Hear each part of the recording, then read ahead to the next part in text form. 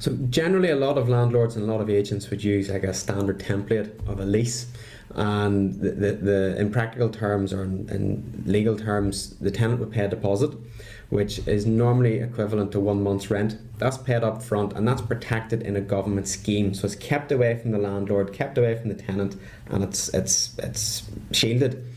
That is there to protect the landlord in the future, for instance, from maybe rent arrears or damages to the property, and that's looked at the end of the tenancy. I can come back to that very shortly. You then normally sign a tenancy which is either for 6 months or 12 months. It's unusual to sign a tenancy that's any longer than that. So that normally locks the tenant in and locks the landlord in for that period of time. So in theory, if it's a 12-month tenancy, that's you cannot move out of that property within the first 12 months. For responsibilities in the property, the landlord in theory is only responsible for the likes of the structure, so the likes of the outside walls, the roofs, and the mains water, mains electric, and main heating for the property.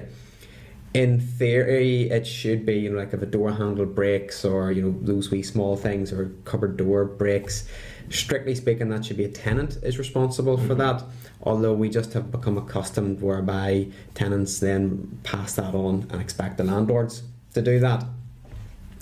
The maintenance of a property, the inside of it, it is up to the tenant to maintain that. So keep the walls nice and clean and fresh. If they want to decorate it, they can decorate it, but anything that they do to the property, they have to get the permission of the landlord.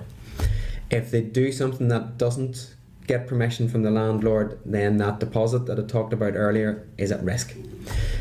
Once the tenant then leaves the property, then at that point they have to leave the property back to the state and the condition that they found it, except for general wear and tear. So general wear and tear would be a couple of marks maybe on a wall, or a bit of dirt on the carpets, not completely holes in the carpets and chunks out of the walls sort of things.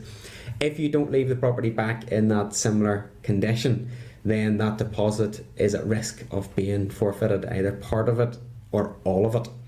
And likewise, if your rent isn't paid up to date as well, then that deposit can be taken as part of the money due to the landlord. On that note, some tenants think that that deposit is basically it's capped, so that if there's more damage or anything, well, that deposit covers it. But no, it's only that amount of money. The landlord can pursue you for even more money, for more damages, more losses, if that is the case. So for example, if my deposit, or what the was it sitting in that pot was, say for example £400, but the carpet was completely ruined and it was maybe going to cost 1,500, yes, they can come after me for the rest of the money then to cover that. Yes.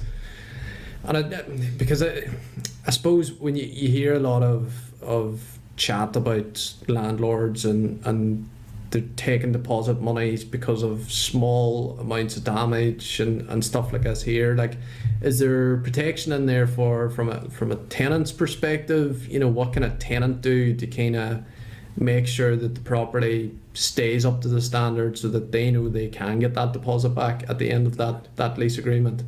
Well, a tenant and a landlord can both be protected by way of like a check-in condition report. So that can either be done, it should be done by the agent, or it can be done by the landlord, which basically means that photos are taken of the property. It maybe points out if there's a damage already caused by a previous tenant, and that's all photographic evidence to show that this was the condition of the property before the tenant moved in.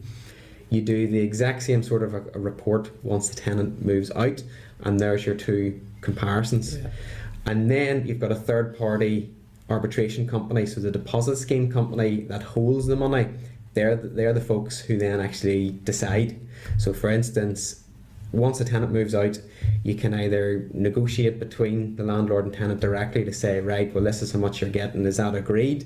And if that's agreed, everybody walks on. If it's not agreed, then it goes to arbitration within that tenancy deposit scheme. They look at the evidence that's provided to them by the landlord, they look at the evidence provided to them by the tenant, and they take a non-biased approach, and they make a decision. And on that point, they make that decision as to who gets what of the deposit, and then it's returned after that.